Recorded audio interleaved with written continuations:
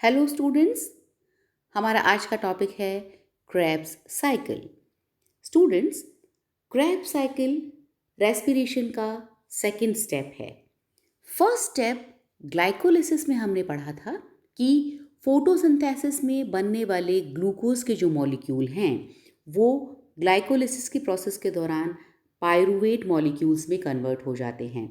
एक glucose molecule से दो पायरुवेट के मॉलिक्यूल्स बनते हैं। अब ये जो पायरुवेट के मॉलिक्यूल्स हैं टीसीए साइकिल या क्रेब साइकिल के अंदर एंटर करने से पहले एसिटाइल कोएंजाइम ए में कन्वर्ट हो जाते हैं, जिसे हम डी कार्बोक्सिलेशन ऑफ पायरुवेट के रूप में जानते हैं। अब ये जो पायरुवेट मॉलिक्यूल्स हैं एसिटाइल कोएंजाइम ए के रूप में टीसीए साइकिल में एंटर करके NADH2 और FADH2 का निर्माण करते हैं, जो इलेक्ट्रॉन ट्रांसपोर्ट चेन में जाकर के ATP एनर्जी मॉलिक्यूल्स का निर्माण करते हैं। तो TCA साइकिल हमारे ग्लाइकोलिसिस और इलेक्ट्रॉन ट्रांसपोर्ट चेन के बीच की कड़ी है और रेस्पिरेशन का सेकंड स्टेप है, जिसे आज हम पढ़ेंगे। Krebs cycle second step of cellular respiration is called the Krebs cycle and is also known as the citric acid cycle. Krebs cycle को हम citric acid cycle या TCA cycle के नाम से भी जानते हैं और ये हमारे cellular respiration का second step है। It only occurs in the presence of oxygen. ये केवल ऑक्सीजन की प्रेजेंस में होता है।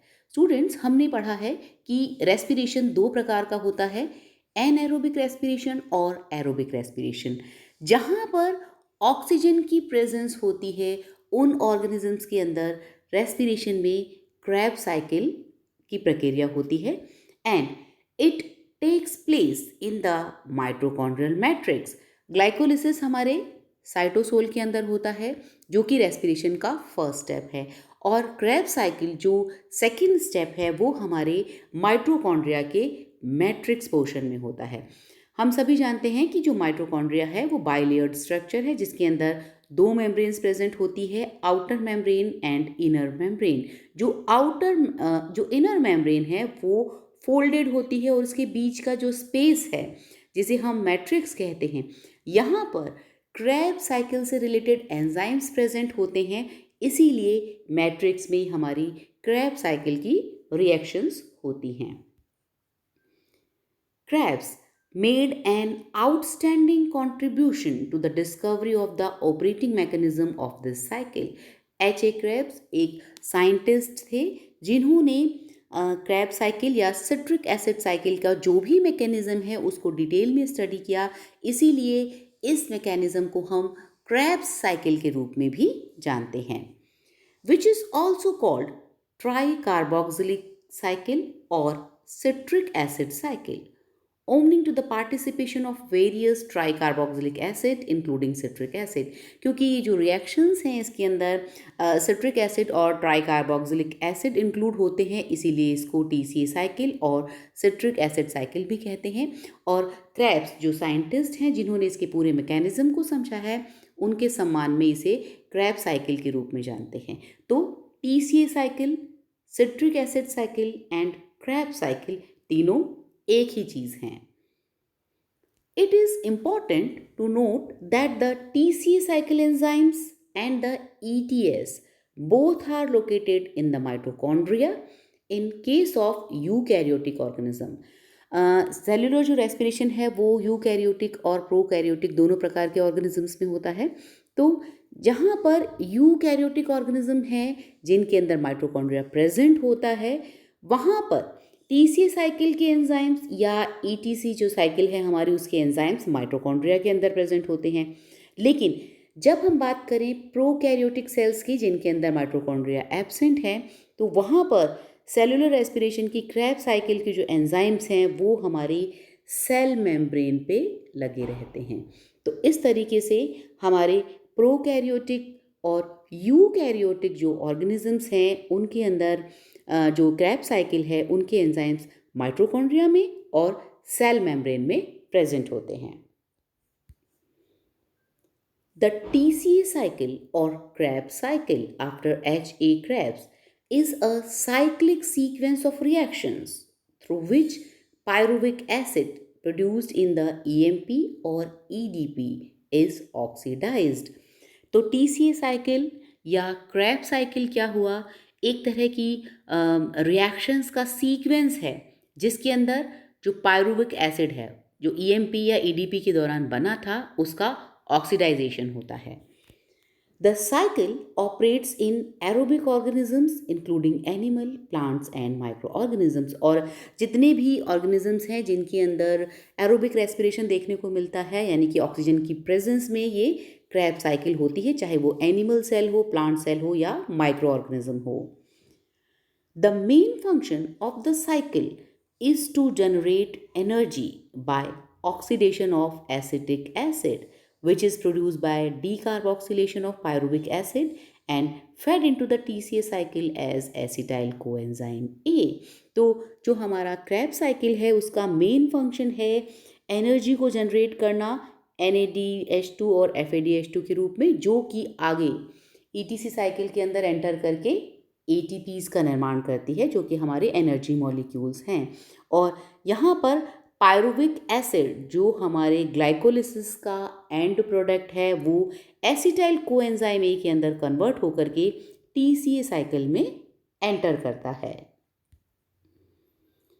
In that sense, the cycle is a sequence of catabolic reaction. अगर हम इस तरीके से देखें तो हमारा जो पायरुवेट है, पायरुविक एसिड है, एसिटाइल कोएंजाइम ए के रूप में TCA साइकिल के अंदर एंटर करता है और जिससे कि एनर्जी मॉलिक्यूल्स बनते हैं. तो ये एक कैटाबॉलिक रिएक्शंस का सीक्वेंस है. But the TCA cycle also produces some intermediates which are utilized for biosynthesis of protein and nucleic acid etcetera. Anabolic reactions जिसके अंदर मॉलिक्यूल्स का, बड़े मॉलिक्यूल्स का निर्माण होता है और कैटाबॉलिक रिएक्शंस मॉलिक्यूल टूटते हैं. तो ये कैटाबॉलिक रिएक्शंस तो है ही है, लेकिन इस पूरे क्रैब साइकिल के दौरान जो इंटरमीडिएट प्रोडक्ट्स बनते हैं कि जो बीच बीच में जो प्रोडक्ट्स बनते हैं वो हमारे प्रोटीन और न्यूक्लिक एसिड सिंथेसिस में प्रोडक्ट के रूप में काम में आते हैं. तो इस तरीके से ये जो हमारी क्रैब साइकिल की रिएक्शन है कैटाबॉलिक होने के साथ साथ एनाबॉलिक रिएक्शन भी है. Thus, the cycle serves a dual purpose. On one hand, a catabolic role, and on the other hand, an anabolic one. Catabolic reaction क्योंकि यहाँ पर जो हमारा पायरुवेट है वो टूटता है और एनर्जी मॉलिक्यूल्स बनते हैं. इसी तरीके से हमारे यहाँ पर जो इंटरमीडिएट प्रोडक्ट्स बने हैं वो एनाबॉलिक रिएक्शंस में काम में आते हैं, यानी कि प्रोटीन के सिंथेसिस और न्यूक्लिक एसिड के सिंथेसिस में ये हमारे काम में आते हैं. तो ये एनाबॉलिक रिएक्शंस भी हुई. Such metabolic pathway serving dual purposes are also known as amphibolic. तो अगर हम माने तो क्रैब साइकिल एक तरीके से एम्फीबॉलिक रिएक्शन है क्योंकि इसके अंदर कैटाबॉलिक रिएक्शंस भी हो रही हैं और एनाबॉलिक रिएक्शंस के लिए जो चाहिए सबस्ट्रेट वो भी बन रहे हैं. हमारे जो क्रैब साइकिल की रिएक्शन है वो बहुत सारे रिएक्शंस की चेन है जिसे हम स्टेप्स में पढ़ेंगे. Step 1, the reactions of TCA cycle starts bye condensation of acetyl coenzyme A with oxaloacetic acid. सबसे पहले जो हमारा TCA साइकिल या क्रैब साइकिल है वो स्टार्ट होता है एसिटाइल कोएंजाइम A से जो कि पायरुवेट के डीकार्बोक्सिलेशन से बनता है. अब ये जो एसिटाइल कोएंजाइम A है ये ऑक्सैलोएसिटिक एसिड के साथ कंडेंस हो जाता है, जुड़ जाता है और इसके अंदर हमारे जो साइट्रेट सिंथेटेज एंजाइम है वो यहाँ पर कैटेलाइज्ड का काम करते हैं. मीन्स जो एंजाइम है वो यहाँ पर इस रिएक्शन को कैटेलाइज करने का काम करते हैं और सिट्रिक एसिड का निर्माण करते हैं. मीन्स TCA साइकिल की जो फर्स्ट स्टेप या शुरुआती स्टेप है उसके अंदर एक एसिटाइल कोएंजाइम A का मॉलिक्यूल ऑक्सैलोएसिटिक एसिड के साथ जुड़ करके सिट्रिक एसिड का निर्माण करता है और इसके अंदर सिट्रेट सिंथेटेज एंजाइम काम में आता है. In this reaction the keto group of oxaloacetic acid condenses with the acetyl group of acetyl coenzyme A। और यहाँ पर ऑक्जेलोएसिटिक एसिड का जो कीटो ग्रुप है वो एसिटाइल ग्रुप से जुड़ जाता है, resulting in the hydrolysis of the thioester bond and liberation of free coenzyme in SH form. और यहाँ पर जो एसिटाइल कोएंजाइम ए में से कोएंजाइम ए बाहर निकल जाता है और ऑक्जेलोएसिटिक एसिड का कीटो ग्रुप हमारे एसिटाइल कोएंजाइम से जुड़ जाता है। ये रिएक्शंस हम देख सकते हैं। यहाँ पर एसिटाइल कोएंजाइम ए और ऑक्जेलोएसिटिक एसिड फर्स्ट स्टेप के अंदर आपस में जुड़ते हैं और यहाँ पर सिट्रिक एसिड सिंथेटेज एंजाइम काम में आता है। एक वाटर मॉलिक्यूल यहाँ पर हमारे इस रिएक्शन के अंदर काम में आता है और एसिटिक एसिड का निर्माण होता है और कोएंजाइम ए फ्री हो जाता है। तो इस तरीके से हमारे सिट्रिक एसिड बनता है हमारे क्रैब साइकिल के फर्स्ट स्टेप के अंदर। Acetyl coenzyme A plus oxaloacetic acid मिल करके सिट्रिक एसिड का निर्माण करते हैं। This is the first step of Krebs cycle. Now step second and third. The next two steps are catalyzed by the enzyme aconitase। aconitase enzyme हमारे second और third step को catalyze करने का काम करते हैं, which reversibly adds water to form cis aconitic acid and isocitric acid। इसके अंदर रिवर्सिबली ऐड होता है वाटर, मीन्स एक बार वाटर मॉलिक्यूल बाहर निकलता है और सेकेंड स्टेप में वाटर मॉलिक्यूल एंटर करता है। Citric acid, cis aconitic acid and isocitric acid exist in an equilibrium in which the major portion, means 91%, remains as citric acid, 3% as cis aconitic acid and 6% as isocitric acid। यहाँ पर citric acid का जो निर्माण हुआ था first step में, उनसे हमारे isocitric acid और सिस एक्ोनिटिक एसिड का निर्माण हो जाता है। यहाँ पर एक बार वाटर मॉलिक्यूल बाहर निकलता है, सिस एक्ोनिटिक एसिड का निर्माण होता है और फिर एक वाटर मॉलिक्यूल एंटर करता है, मीन्स यहाँ पर जो हाइड्रोक्सिल आयन और हाइड्रोजन आयन है उसकी पोजीशन चेंज हो जाती है, इसीलिए एक बार वाटर मॉलिक्यूल बाहर निकलता है और दूसरी बार एंटर करता है और फाइनली आइसोसिट्रिक एसिड बनता है। ये देखिए रिएक्शन में हम साफ देख सकते हैं, सिट्रिक एसिड, यहाँ पर हाइड्रोक्सिल आयन और हाइड्रोजन आयन, अब इसमें से एक वाटर मॉलिक्यूल बाहर निकलता है। एकोनिटेज एंजाइम जो हैं वो दोनों ही रिएक्शंस को कैटालाइज करने का काम करते हैं और सबसे पहले इसके अंदर ये हाइड्रोक्सिल आयन और हाइड्रोजन आयन वाटर मॉलिक्यूल के रूप में बाहर निकल जाते हैं और सिस एक्ोनिटिक एसिड का निर्माण करते हैं जो लगभग 3% होते हैं। इसी तरीके से आगे वाटर मॉलिक्यूल, ये देखिए यहाँ से हाइड्रोक्सिल आयन और हाइड्रोजन आयन बाहर निकल गए वाटर मॉलिक्यूल के रूप में और अब वापस वाटर मॉलिक्यूल एंटर करता है और हाइड्रोक्सिल आयन और हाइड्रोजन आयन ये दोनों इसके अंदर जुड़ जाते हैं और आइसोसिट्रिक एसिड बनाते हैं। ये देखिए यहाँ पर हाइड्रोक्सिल आयन हमारे इस जगह पर जुड़ा हुआ है जबकि यहाँ पर ये हाइड्रोजन आयन में कन्वर्ट हो गया है, मीन्स वाटर के निकलने और एंटर होने में सिर्फ हाइड्रोजन और हाइड्रोक्सिल आयन की पोजीशन चेंज हो गई है और ये सिट्रिक एसिड आइसोसिट्रिक एसिड के अंदर कन्वर्ट हो जाता है स्टेप 2 और स्टेप 3 में और दोनों ही कंडीशन में एकोनिटेज एंजाइम यहाँ पर रिएक्शन को कैटेलाइज करने का काम कर रहे हैं। तो इस तरीके से फाइनली हमारे पास आइसोसिट्रिक एसिड अवेलेबल है। अब step 4 and 5. These two steps involve dehydrogenation of isocitric acid to oxalosuccinic acid। यहाँ पर अब आइसोसिट्रिक एसिड का जो निर्माण हुआ है उसमें से हाइड्रोजन मॉलिक्यूल बाहर निकल जाएंगे, which is then decarboxylated to yield alpha ketoglutaric acid और बाद में इसमें से कार्बन डाइऑक्साइड बाहर निकलती है और 5 कार्बन वाले अल्फा कीटोग्लूटारिक एसिड का निर्माण होता है। Both the steps are catalysed by the same enzyme isocitric acid dehydrogenase. which can use either NAD और NADP as coenzyme। और यहाँ पर जब डिहाइड्रोजनेशन हो रहा है मीन्स हाइड्रोजन मॉलिक्यूल्स जो बाहर निकल रहे हैं वो NAD मॉलिक्यूल को NADH2 के अंदर कन्वर्ट करने में काम में आते हैं और इन दोनों ही रिएक्शन के अंदर आइसोसिट्रिक डिहाइड्रोजिनेज एंजाइम काम में आता है।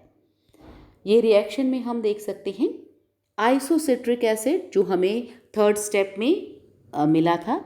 अब यहाँ पर NAD या NADP NADH2 के अंदर कन्वर्ट हो जाता है और ये जो हाइड्रोजन मॉलिक्यूल्स हैं बाहर निकल जाते हैं और ऑक्जेलोसक्सिनिक एसिड का निर्माण करते हैं। मीन्स सबसे पहले स्टेप डिहाइड्रोजिनेशन हुआ, हाइड्रोजन मॉलिक्यूल बाहर निकला जिसने NADP को NADPH2 में कन्वर्ट करने का काम किया। अब सेकेंड स्टेप में कार्बन डाइऑक्साइड बाहर निकलती है और यहाँ पर आइसोसिट्रिक डिहाइड्रोजिनेज एंजाइम सेम इसे रिएक्शन को कैटेलाइज करता है और 5 कार्बन वाले अल्फा कीटो ग्लूटारिक एसिड का निर्माण होता है।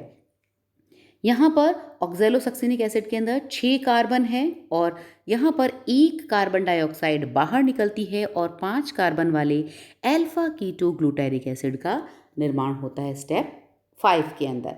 तो इस तरीके से आइसोसिट्रिक एसिड से पहले ऑक्जेलोसक्सिनिक एसिड डिहाइड्रोजनेशन के बाद निकलता है और फिर यहाँ पर 1 कार्बन डाइऑक्साइड बाहर निकलती है और अल्फा कीटो ग्लूटारिक एसिड का निर्माण होता है।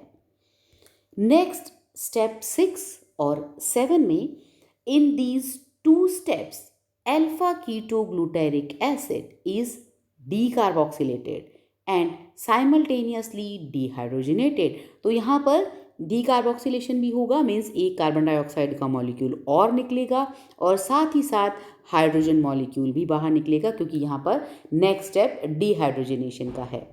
First to succinyl coenzyme A and then to succinic acid. और इसमें पहले सक्सिनाइल कोएंजाइम A का निर्माण होता है और बाद में सक्सिनिक एसिड बनता है डिहाइड्रोजनेशन के बाद। Thus, these 2 steps constitute oxidative decarboxylation, which is similar to that of decarboxylation of pyruvic acid to acetyl coenzyme A। अब यहाँ पर जो decarboxylation का प्रोसेस हो रहा है वो बिल्कुल वैसा ही है जैसा कि पायरुवेट से एसिटाइल कोएंजाइम A बनने के दौरान हुआ था, जिसे हमने ऑक्सीडेटिव डिकार्बोक्सिलेशन ऑफ पायरुवेट के रूप में प्रीवियस लेक्चर में पढ़ा है। तो सेम एंजाइम के कॉम्प्लेक्स काम करते हैं और उसी तरीके से यहाँ पर ऑक्सीडेटिव डीकार्बोक्सिलेशन होता है हमारे अल्फा कीटो ग्लूटारिक एसिड का। The enzyme concerned is alpha keto glutarate dehydrogenase और इस रिएक्शन के अंदर alpha keto glutarate dehydrogenase enzyme इन रिएक्शंस को कैटालाइज करने का काम करते हैं। यहाँ पर अल्फा कीटो ग्लूटारिक एसिड जो हमें 5th या 6th स्टेप के अंदर मिले थे, अब यहाँ पर ये 5 कार्बन वाला अल्फा कीटो ग्लूटारिक एसिड है, इससे 1 कार्बन डाइऑक्साइड और बाहर निकल जाती है और सक्सिनाइल कोएंजाइम A का निर्माण होता है जो कि 4 कार्बन वाला है और इसके अंदर यहाँ पे डिहाइड्रोजनेशन का रिएक्शन भी होती है और NADH2 के रूप में कन्वर्ट हो जाता है। Alpha keto glutaric acid dehydrogenase enzyme इस रिएक्शन को कैटालाइज करने का काम करता है और ये जो हमारा अल्फा कीटो ग्लूटारिक एसिड है वो सक्सिनाइल कोएंजाइम A में कन्वर्ट हो जाता है। मीन्स यहाँ पर 1 कार्बन डाइऑक्साइड का मॉलिक्यूल कम हुआ तो जो 5 कार्बन वाला अल्फा कीटो ग्लूटारिक एसिड था वो 4 कार्बन वाले सक्सिनाइल कोएंजाइम A के अंदर कन्वर्ट हो गया। साथ ही साथ 1 हाइड्रोजन का मॉलिक्यूल NAD को NADH2 में कन्वर्ट करने के काम में आता है। अब सक्सिनाइल कोएंजाइम A में से कोएंजाइम A बाहर निकल जाता है और इसमें सक्सिनाइल थायोकाइनेज एंजाइम हेल्प करता है या इस रिएक्शन को कैटालाइज करने का काम करता है और GDP ग्वानोसिन डाइफॉस्फेट यहाँ पर GTP में कन्वर्ट हो जाता है और ये जो GTP है वो बाद में ATP को ATP में कन्वर्ट करने के काम में ले लिया जाता है और इसमें जब सक्सिनाइल थायोकाइनेज की प्रेजेंस में succinyl coenzyme A succinic acid के अंदर कन्वर्ट हो जाता है और ये भी एक 4 कार्बन वाले मॉलिक्यूल 4 कार्बन वाला मॉलिक्यूल है। तो इस तरीके से इन स्टेप्स के अंदर अल्फा कीटो ग्लूटेरिक एसिड एक कार्बन डाइऑक्साइड मॉलिक्यूल को बाहर निकलता है, NADH2 का निर्माण होता है, साथ ही साथ एक GTP का निर्माण होता है और सक्सिनिक एसिड का निर्माण होता है। तो इस तरीके से हमारी ये जो रिएक्शन थी वो एक मल्टी एंजाइम कॉम्प्लेक्स रिएक्शन है। इसके अंदर वही कोएंजाइम्स काम करते हैं कि जो कि पायरुविक डीकार्बोक्सिलेज एंजाइम, जो हमारे पायरुवेट से एसिटाइल कोएंजाइम ए बनाने के काम में आए थे। वहाँ पर हमने पढ़ा था TPP thiamine pyrophosphate, lipoic acid और NAD कोएंजाइम काम में आते हैं और एक हमारा जो पायरुवेट मॉलिक्यूल है उससे 2 एसिटाइल कोएंजाइम ए बनते हैं। इसी तरीके से यहाँ पर भी ऑक्सीडेटिव डीकार्बोक्सिलेशन होता है हमारे अल्फा कीटोग्लूटारिक एसिड का और यहाँ पर भी यही एंजाइम का मल्टी एंजाइम कॉम्प्लेक्स काम में आता है। Oxidative decarboxylation of alpha ketoglutarate acid produces one molecule of energy rich compound in the form of GTP। यहाँ पर guanosine triphosphate बनता है through the action of the enzyme succinyl thiokinase which catalyze the second step। और second step को succinyl thiokinase enzyme catalyze करने का काम करता है। In the alpha ketoglutarate dehydrogenase reaction, the enzyme bound TPP, अब ये जो स्टेप हैं ये बिल्कुल वैसे ही हैं जैसा कि पायरुवेट से एसिटाइल कोएंजाइम ए बनने के टाइम पे थे। तो सबसे पहले हमारा जो अल्फा कीटोग्लूटारिक एसिड है वो TPP के साथ कंबाइन हो जाता है विद सबस्ट्रेट एंड डीकार्बोक्सिलेटेड और यहाँ पर एक कार्बन डाइऑक्साइड इसमें से बाहर निकलता है। The enzyme bound decarboxylated product is then transferred to lipoic acid and TPP is set free। अब यहाँ पर एक कार्बन डाइऑक्साइड बाहर निकलने के बाद जो सबस्ट्रेट है या प्रोडक्ट है वो लिपोइक एसिड के साथ बाइंड हो जाता है और TPP फ्री हो जाता है। The succinyl rest is then taken up by coenzyme A setting lipoic acid free। और नेक्स्ट स्टेप में ये हमारे कोएंजाइम ए के साथ सक्सिनाइल के साथ जुड़ करके सक्सिनाइल कोएंजाइम का निर्माण कर लेता है और लिपोइक एसिड फ्री हो जाता है। The high energy thioester bond of succinyl coenzyme A is utilised for phosphorylation of GDP।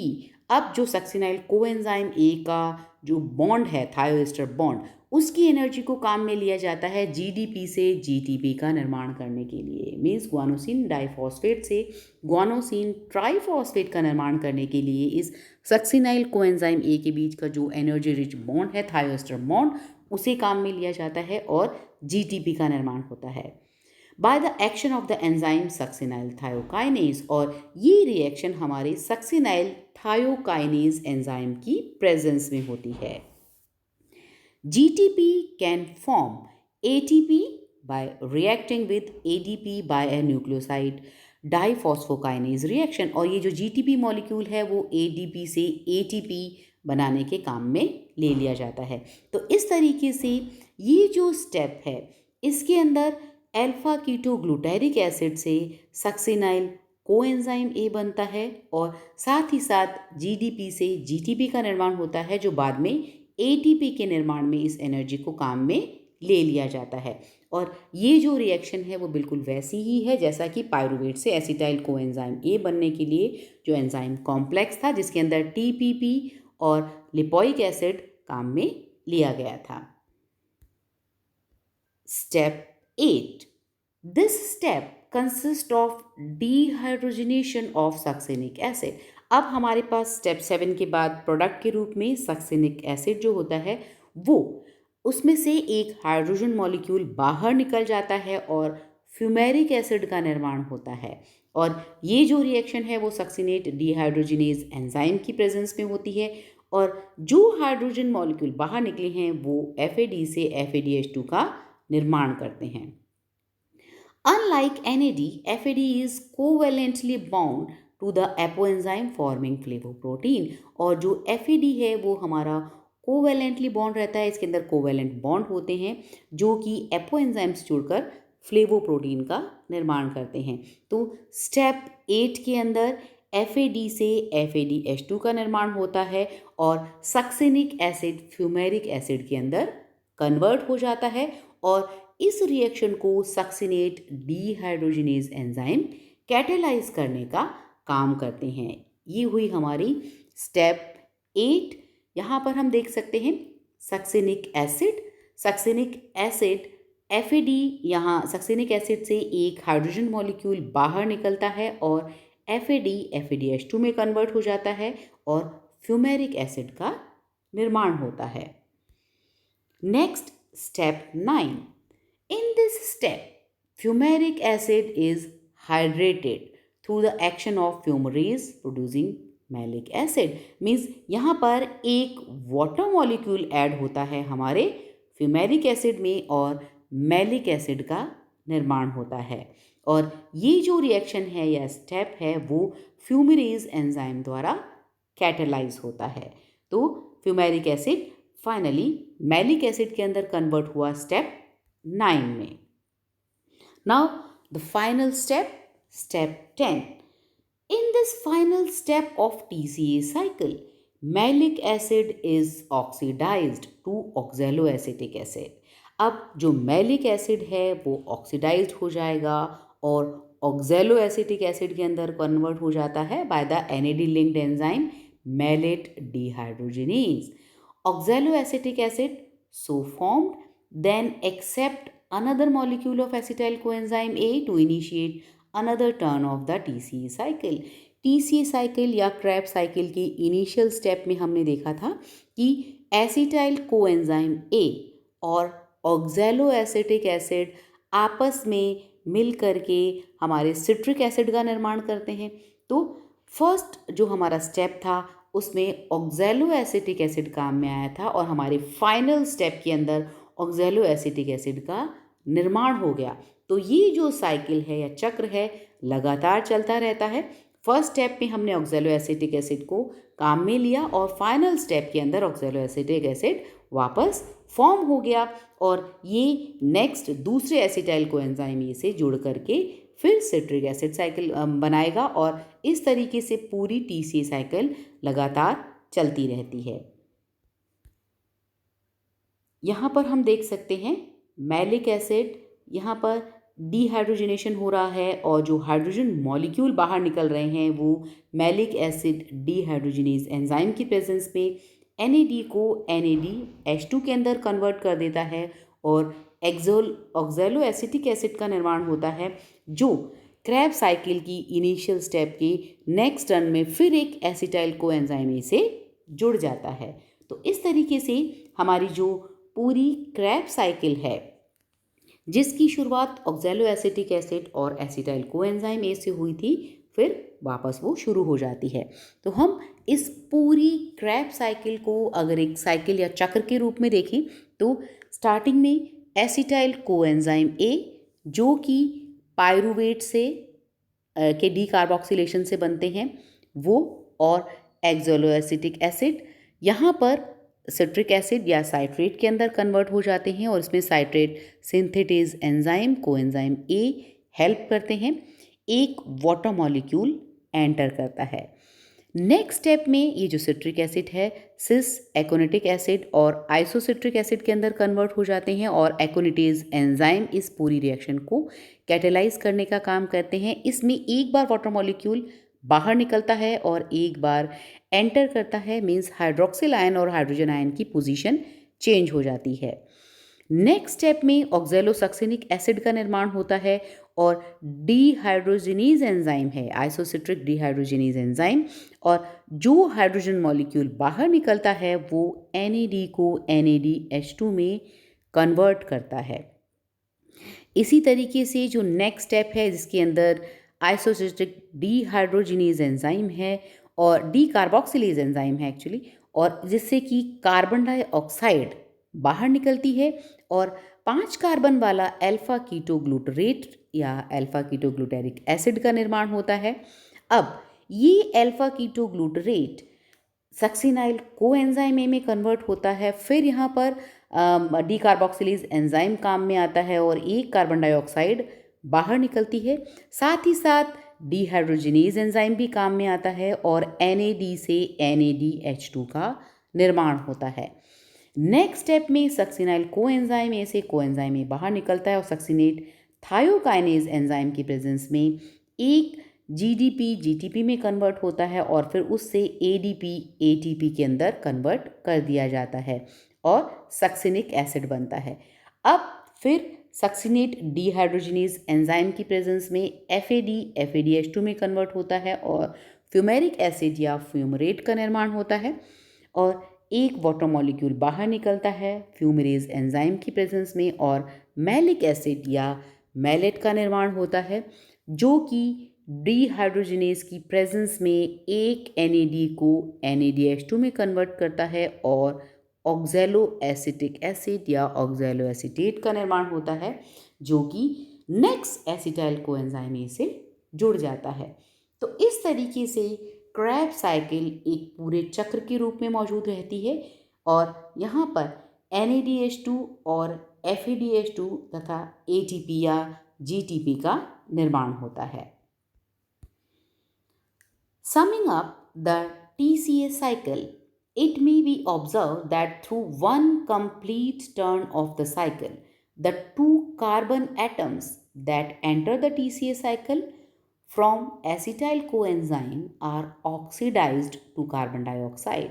इस पूरी रिएक्शन में हमने देखा कि एक एसिटाइल कोएंजाइम ए का मॉलिक्यूल ऑक्जेलो एसिटिक एसिड के साथ कंडेंस होता है, जुड़ता है और 6 कार्बन वाले जो 6 कार्बन जब एंटर करते हैं, इनमें से 2 कार्बन कार्बन डाइऑक्साइड के रूप में बाहर निकल जाते हैं and the hydrogen atoms of acetyl group are transfer to coenzyme A और NAD और FAD के साथ जुड़ करके ये NADH2 और FADH2 का निर्माण करते हैं। मीन्स यहाँ पर 2 कार्बन मॉलिक्यूल्स कार्बन डाइऑक्साइड के रूप में बाहर निकल जाते हैं और जो हाइड्रोजन एटम्स निकलते हैं वो NAD और FAD को NADH2 और FADH2 में कन्वर्ट करते हैं, जो कि बाद में ETC साइकिल या इलेक्ट्रॉन ट्रांसपोर्ट चेन के अंदर एंटर करके ATPs या एनर्जी मॉलिक्यूल्स का निर्माण करते हैं। The decarboxylation reaction are in step 5 and step 6, in which the 6-carbon compound oxalosuccinic acid is converted to the 5-carbon compound alpha-ketoglutaric acid and the later to the 4-carbon compound succinic acid। और यहाँ पर 2 बार decarboxylation की reaction होती है step 5 और step 6 के अंदर, जिसके अंदर पहले 6 कार्बन वाला ऑक्जेलोसक्सिनिक एसिड 5 कार्बन वाले अल्फा कीटोग्लूटारिक एसिड के अंदर कन्वर्ट होता है और वो फिर एक कार्बन डाइऑक्साइड के बाहर निकलने से 4 कार्बन वाले सक्सिनिक एसिड का निर्माण करता है। द डिहाइड्रोजनेशन रिएक्शंस, तो जो डिहाइड्रोजनेशन रिएक्शन है जिसके अंदर की हाइड्रोजन मॉलिक्यूल्स बाहर निकल रहे हैं और NAD और FAD को NADH2 और FADH2 के अंदर कन्वर्ट करते हैं, वो स्टेप 4, 6, 8 एंड 10 के अंदर करते हैं।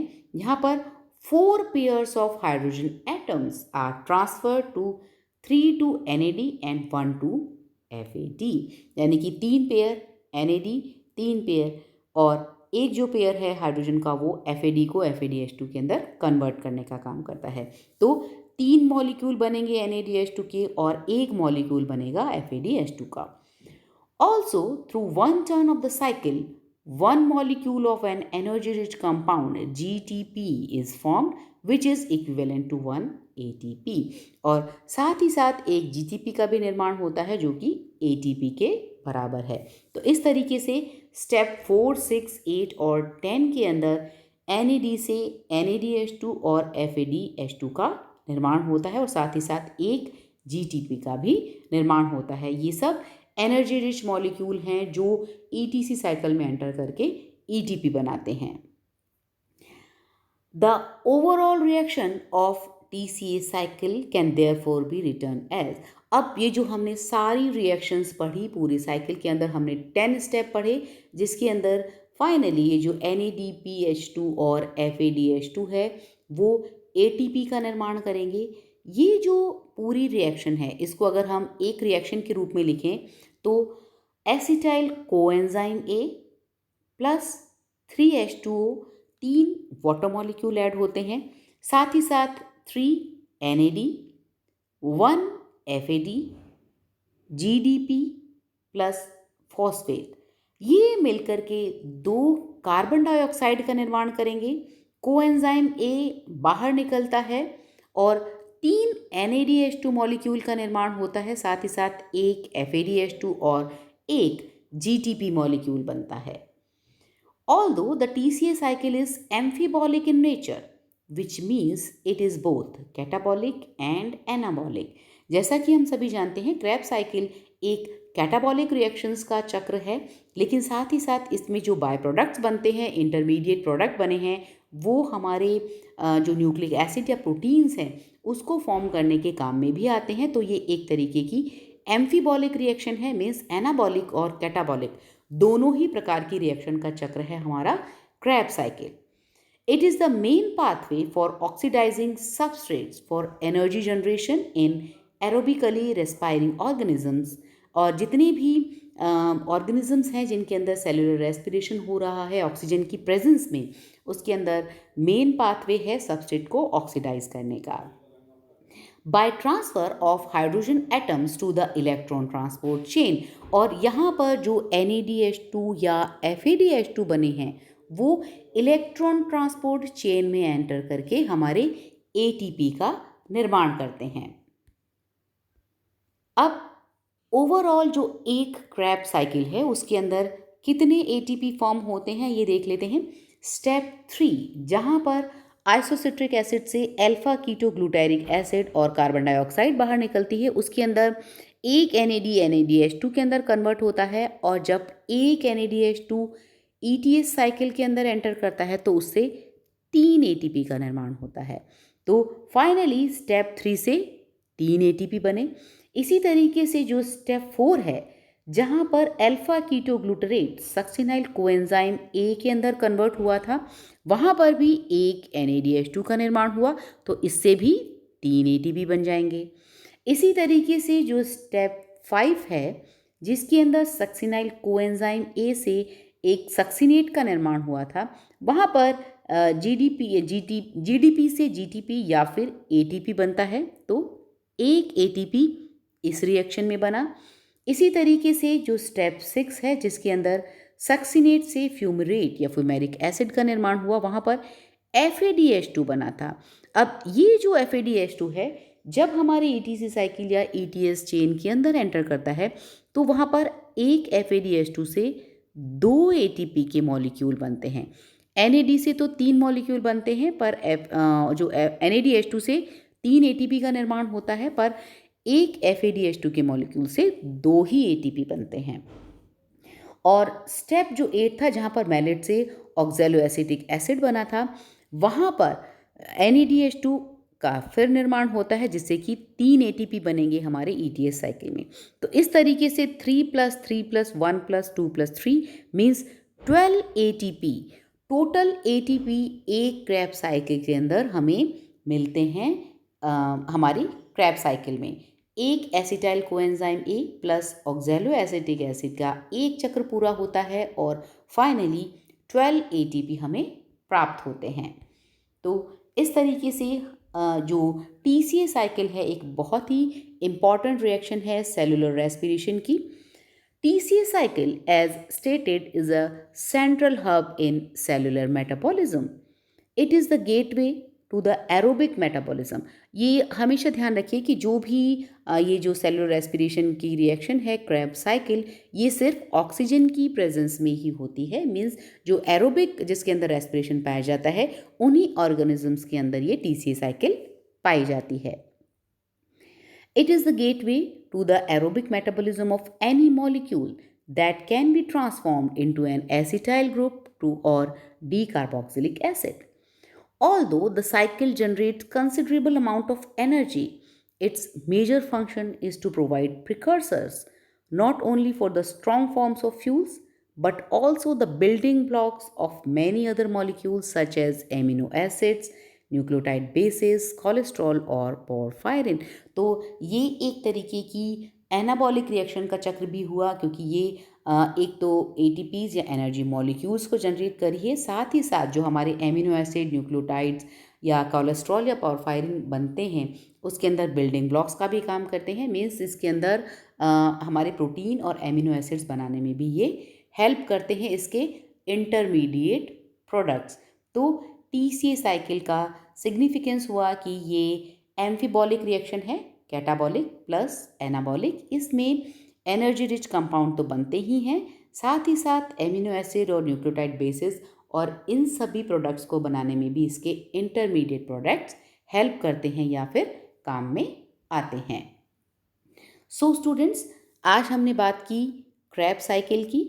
क्रेब्स साइकिल रेस्पिरेशन का सेकंड स्टेप है।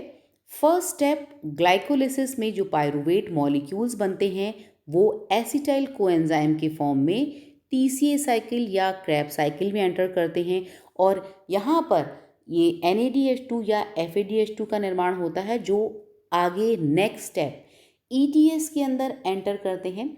ये क्रेब्स साइकिल की रिएक्शन माइटोकॉन्ड्रिया के मैट्रिक्स में होती है, और फाइनली एक क्रेब्स साइकिल से 12 ATP मिलते हैं।